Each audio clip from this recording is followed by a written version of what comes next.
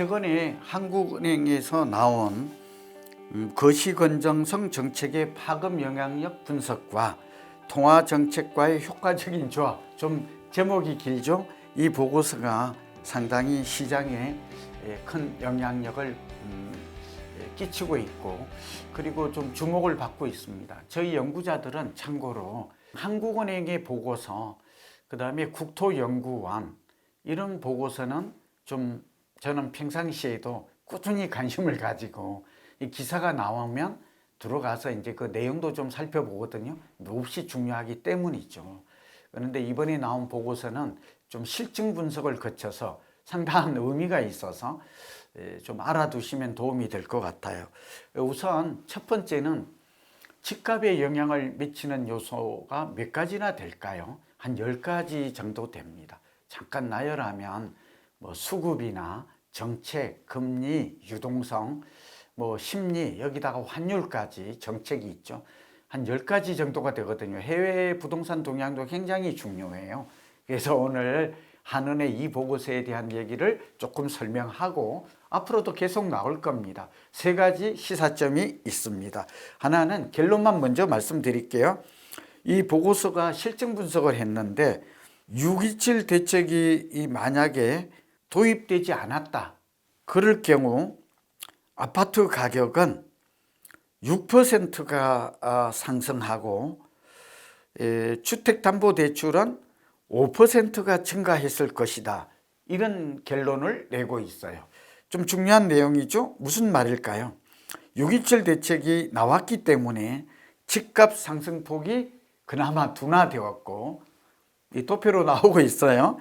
그러니까 6.27 대책으로 아파트 값은 1.6 내지 2.1% 정도가 6.27 대책 효과로 낮아졌다는 것이고, 주택담보대출은 1.2에서 2.6%가 각각 낮아지는, 그러니까 그대로 두었을 때보다 좀 낮아지는, 가격이 인하되는, 그리고 주담대 규모가 줄어드는 그런 상쇄 효과가 있는 것으로 이렇게 추정을 했거든요.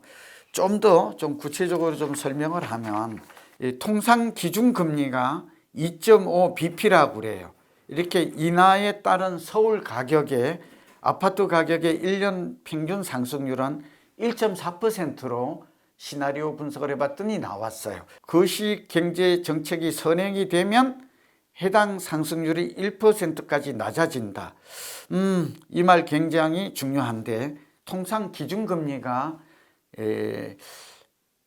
0.25%라고 그럴게요. 인하가 되면 이 시뮬레이션 실증 분석을 했더니 서울 아파트 가격의 1년 동안 상승률은 1.4%로 나타났어요. 그러니까 이거 굉장히 중요해요.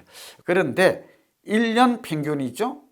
1.4%가 오르는데 6.27 대책과 같은, 이걸 이제 여기서 표현은 거시건정성 정책이라고 말해요. 규제 정책이죠, 한마디로. 이게 나오면 상승률이 1%로 낮아진다. 그러니까 0.4%를 낮추는 효과가 있더라라는 보고서를 낸 거예요. 이거 굉장히 의미가 있죠? 처음 들어보시죠? 저도 이런 보고서는 처음 봤어요. 그래서 소개를 하는데요. 무슨 말일까요? 앞으로 금리가 얼마 정도 내릴 걸로 예상이 되세요? 미국이 4.5에서 지난 18일 날 4.25로 내렸다고 그랬잖아요. 미국의 주담대 금리가 8%예요. 우리는 주담대 금리가 지금 6%예요. 우리도 꽤 높아요. 그러니까 미국이 8%니까 주택을 담보로 대출 받는 게 쉽지가 않아요. 이러니 굉장히 미국도 지금 월세가 오르죠. 미국도 지금 월세가 소득에서 차지하는 비중이 뉴욕 같은 데는 34%를 넘어섰거든요. 30%가 임계점인데, 어쨌든 이런 것도 같이 좀 종합적으로 좀 같이 들어주실 필요가 있어요. 그래서 미국이 금리를 앞으로 2차례 더 인하한다면 올해 그러면 우리는 10월에 내릴 가능성이 일단 커졌죠. 근데 이게 이제 약간 한국은행에서는 여기서 이 보고서가 나온 이유예요.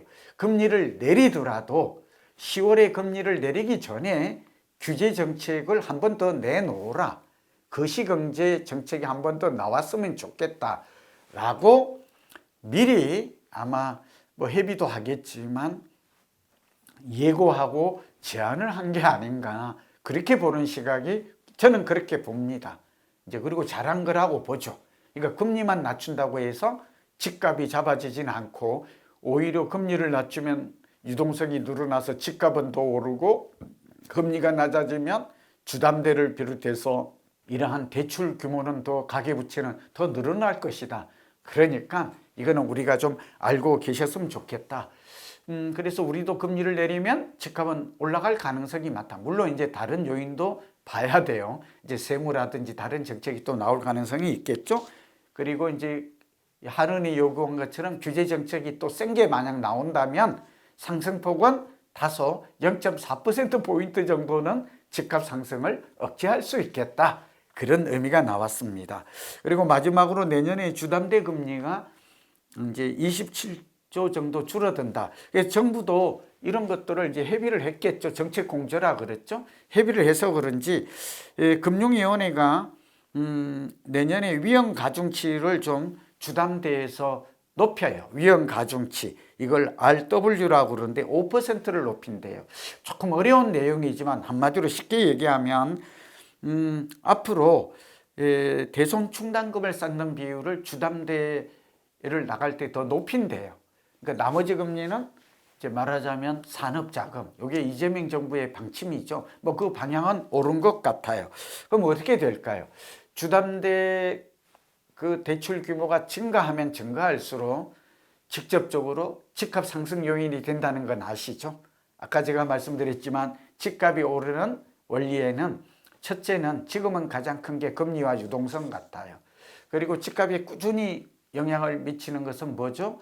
수급이에요, 수급. 이거는 근본적이에요. 왜냐하면 시장의 법칙이라는 게 가격 결정 원리가 결국은 수요 공급에서 결정이 되는데 공급이 부족한데 수요가 일정하거나 지금은 이제 공급이 부족 속에 수요가 증가하는 게 문제라 그랬죠. 그러니까 가격은 수직 상승으로 나타날 수밖에 없어요.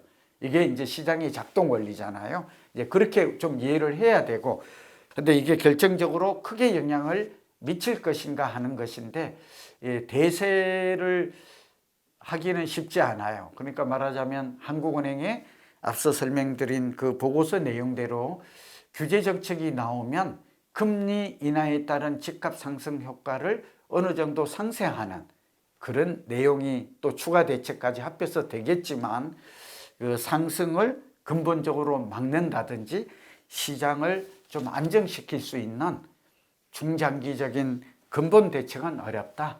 한마디로 단기적인 공급 확대 정책도 나와줘야 되고 투기를 막는 정책뿐만 아니라 또 실수요자가 내 집 마련할 수 있는 뭐 분양이라든지 방안을 제시하지 않는다면 뭐 금리 인하, 앞으로 공급 부족, 여기다가 물가 상승, 그 다음에 글로벌 부동산 동향 말씀드렸죠. 미국과 일본과 대만 이런 지역의 집값이 꾸준히 오르고 있어서 집값 상승을 당장 잡기는 한계가 있다. 역부족이다 하는 말씀을 아울러 드립니다.